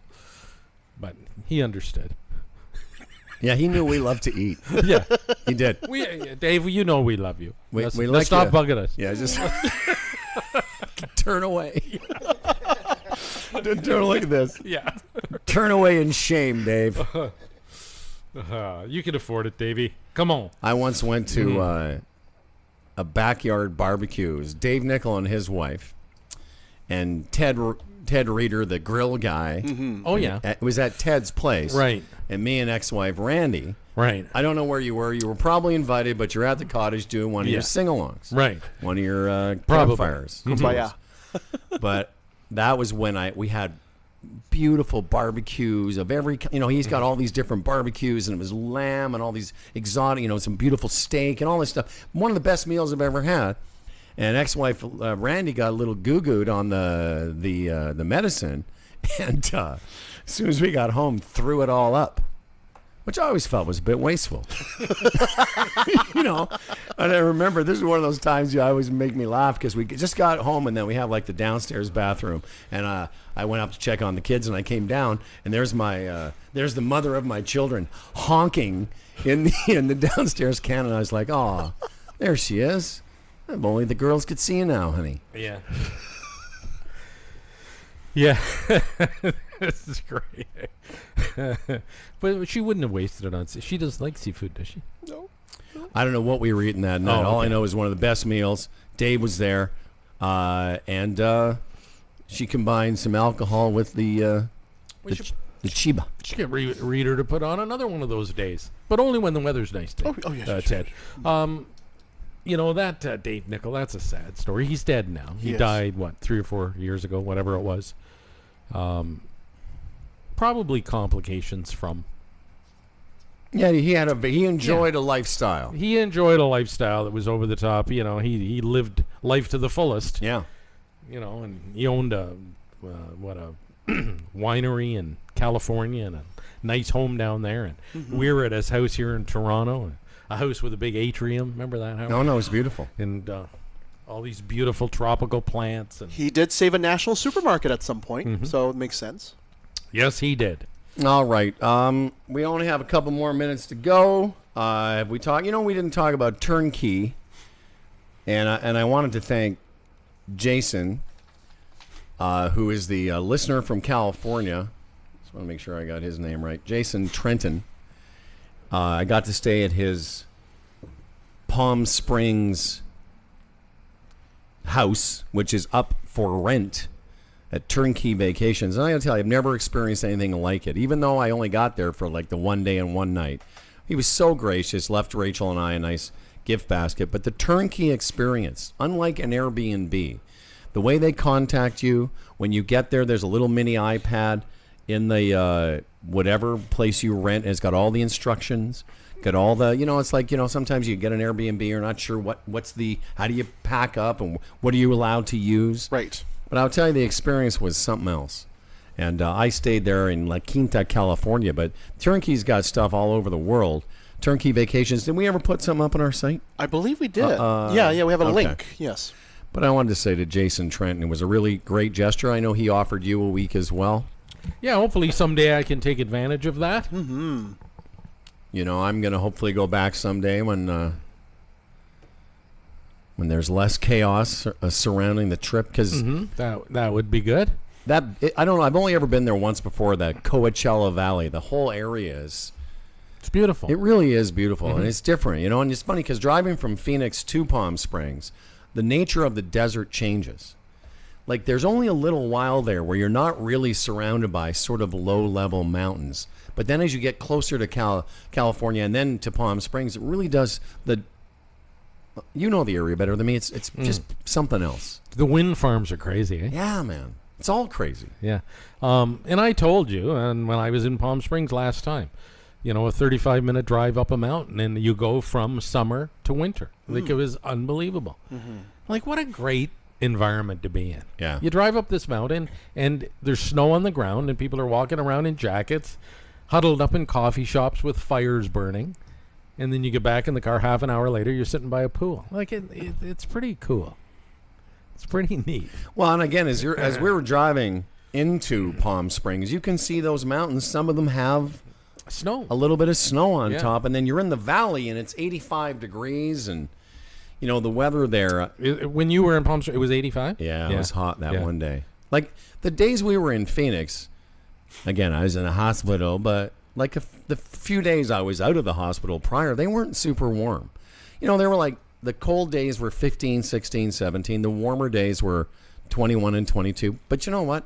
22 with no wind and no humidity. It's a nice way to... And they're not -6, -7. You know, as I said, my holiday in Playa del Carmen was great. But if I ever sort of stopped and, you know, next year if I'm thinking about where I'm going to go, that might be a consideration.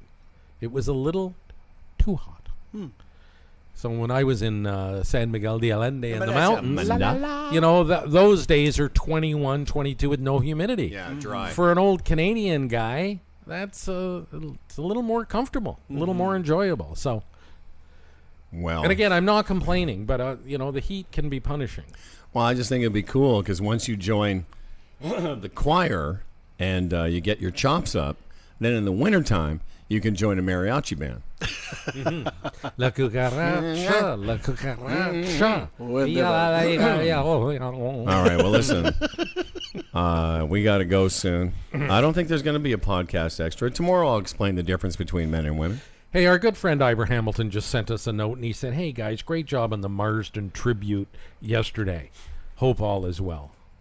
We were talking about David Marsden turning 80 years old. That's right.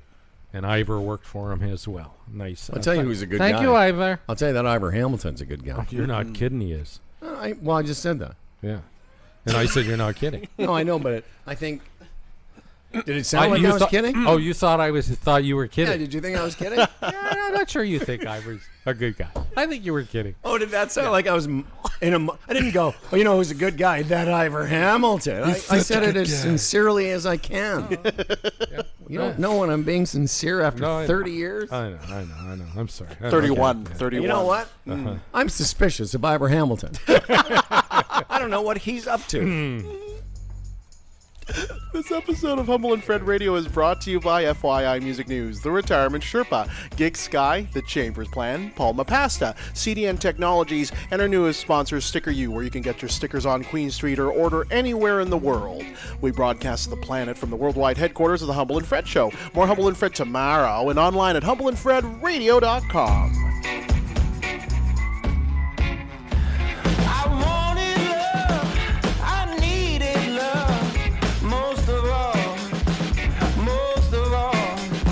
I didn't think we were going to do a podcast extra, but then I saw this note from Dan Duran. I'm Dan Duran. Yes. Saying there's a story in the National Post. The coronavirus was not genetically engineered, Phil. He says there's no evidence whatsoever of genetic engineering. Yeah. The evidence we have is that the mutations in the virus are completely consistent with natural evolution. Like someone ate something. Likely. And that something That's became what you the virus. say when you're covering up a conspiracy, Phil. That's true. Where's Richard? Jesus. That's what they want you to think, Phil. Exactly. Okay. Here's the difference between men and women. I'll just tell you now. There I was. Did I tell you in the hospital I tried to have sex with Rachel? Yeah, I was hoping you were kidding. Are you serious? Well, I was kind of half serious. I was trying to, like, you know. Like where? Well, so I had obviously a private room. Mm-hmm. And, Private. you know, the first couple of days we were in the hospital, it was just, you know, I'm on vacation. Even though I was in the hospital, you know, I'm still on vacation, and I wasn't feeling any pain. And I was having all these tests, and then she would come visit me and bring me some nice... We had chicken one day, and the other day we had sushi. She went and got me some sushi. Filthy. And then she said, hey, it was only like 8 o'clock after we finished dinner. She said, well, what do you want to do? I said, no. She had her iPad. I said, well, let's watch something on Netflix. And we watched one of those shows like Explained or something, you know. And she was on the bed with me, and I was like, you know, cozying up because I had to sort of squeeze in to watch the Netflix. And I said, hey, you know, we're here on vacation. Why don't we just time to saddle up? Private room. That's what you would do. No. Let me move the IV buff. No, I wasn't. Although she said, well, because I had a monitor hooked up to me. Yes. She goes, what about your monitor? I said, I'll go offline for the 2 to 3 minutes. This might take. What they say to you is, because every morning I would have a shower, and they say, okay, we're going to unhook you. Right. but you can only be off this monitor for like 3 to 5 minutes.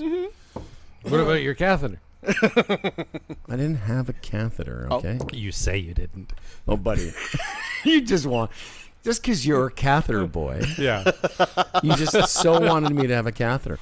I think every man should have one at least.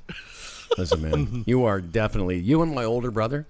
My older brother had one for off and on for quite a few weeks. But I had a catheter go in my groin through some veins into my heart. Not your pecker. Different. Oh, okay. Go ahead. Yeah, all right. You're right.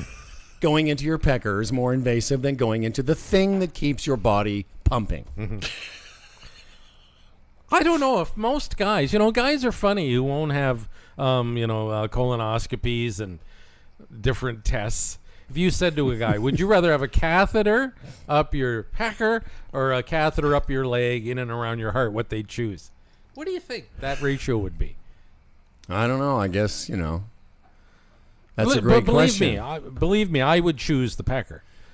But I've been there. I'm not the best. Well, yeah, but you've got pecker hole experience. Yeah. I mean, but there's a lot of guys that go, no, don't go anywhere near my pecker. I got to be honest with you. I had no ill effects from having a catheter into my groin and then my heart. But I know you get I think it's a lot thinner, that one. Oh, yeah. Well, mine was like a rubber wire. tube. Yeah. Mine's a rubber tube. Didn't you have, because you had didn't you have your TERP and a colonoscopy? Didn't it one time you had a tube in your wiener hole and your bum bum?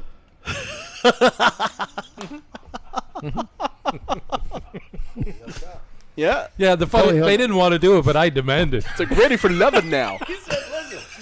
While you're down there, just clean up my ass. Yeah. Get in there.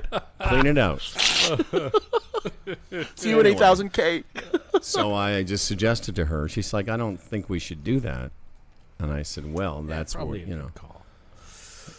But I just said, well, won't that be a great story, honey, that we tore one off in the hospital on this, because the bed was adjustable? Oh. Yeah, but what about the nurses having to change the sheets? Mr. Glassman, we don't usually have to deal with this. Why do you need to change sheets? Well, you never know. Yeah. Okay, well, now you're making, Oh, right. I forgot you're 60. You don't ejaculate anymore. I forgot. Oh, now you're making it creepy, man. Hey, Listen, I still throw it out there. it still falls out of there. It still oozes out at the end.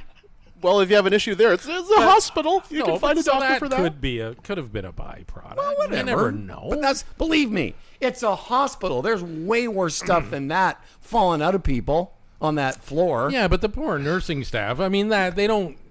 That's not. They can deal with the pee and the All right. poo. Well, and no, the there's way more. body fluid. Yeah, well, they can't. They would rather. But ejaculate. Come on. Oh, come on. If you're a nurse, you're trying to tell me you'd rather deal with somebody's bile, poo excreting out of their oozing sores? They expect that on the job. Oh, right. They don't. They don't even know what it is. Expect a 60-year-old man to be ejaculating in his hospital bed. Well, joke's on them, because after Rachel left, I took care of myself. Oh. Yeah, but you Personal could maintenance contain that one. Oh, yes. That's what I said to her. I said, so if we're not going to have sex, do you want to just maybe a hand job? Something? Do a little handy? A little tuck. She's like, no. Yeah. She thought she was not amused. Well, really not the environment for a woman. No, I guys are pigs. We'll do it anywhere. Exactly. Women are like, oh, I don't think so. like This medical might not be white. the best environment. No ambience. That's what it's funny when you hear women say, well, I like sex as much as men. No, you don't. No, you don't. Would you have sex in the hospital with me? No. Well, then you don't like it as much as I do. Okay? Because I would have had sex in the hospital on more than one occasion. Because I'm like, we're here. I'm bored. We're on vacation. This will make a great story. She's like, you just tell your own fucking stories. I don't need your stories. It's like a full section of Pornhub that you just like almost lived out your dream there. That's right. You know? That sexy nurse costume. Oh, my God. Ooh. Yeah. Could have been But, a reality. hey, I said to her, it's like, this was my other big argument. I said, it's like, before soldiers go to war. Yes. You don't know. I'm going to have a procedure tomorrow. I don't know if I'm going to make it. One last time for the old hoo-ha. And then she could have replied by, the last time we had it in an acceptable place. It was very, very lovely, and I'll remember that. We could have sex in this hospital bed, and if you die tonight, that will be the last memory. You probably die from the sex. Me riding you while looking at a potty? Yeah. Going out with a bang. Me riding you while looking at a potty. Yeah. That's not how we do it in Phoenix, man. That's not how we do it. That's not how we do it in the desert. There's a bedpan in the way. Quick, turn on Channel 3. There you go. That's right. Half-eaten Jello. That's not how we roll in the desert, Freddie P. Did you use the hoist? There's an 850-pound man in the next room. Yeah, I could have used that hoist. That hoist above the bed. That Yeah, could have been an set that up. No, that would have been up, down, up, down. Oh yeah, up, down. yeah. Because my bed, it was It's fantastic. an Arizona swing. The Arizona sex swing, man. Arizona fuck chair. Ooh. Poor Greg. He's like, oh yeah, this part we can swear. The podcast we can swear. But yeah, that's what I always said to her. That's the difference between men and women. I'd have sex with you in the hospital. You thought it was disgusting. Whatever. It's got to be clean. You're at the hospital. Super clean. Yeah, yeah. Those nurses do work really hard, though, man. God damn it. Surgery ready. I was so surgery ready. I was clean. Anyway, I guess we should go. All right. Well, that's a lot of show. It's a lot of show today. We'll check in with Richard Surrett. I didn't see a response from him. I guess he got the dates mixed up because he's usually pretty good about this stuff. Okay, and on tomorrow's program, Maybe he was kidnapped by an alien. Probably. that'd be the best. Maybe he's at Area 51 right now. They took him to Area 52. Is that it? Probably. All right, kids. Tomorrow on the show, Sean will be back, hopefully, and as he winds down his Humble and Fred career and starts working for CDN Technologies, always welcome here, young man. Always welcome. Trying to stick around. Okay. There's a destination a little up the road from the habitations of the towns we know. A place we saw the lights turn low, the jigsaw jazz and the get fresh flow. Pulling out jobs and jamboree handouts, 2 turntables and a microphone. Bottles and cans, or just clap your hands, or just clap your hands. Where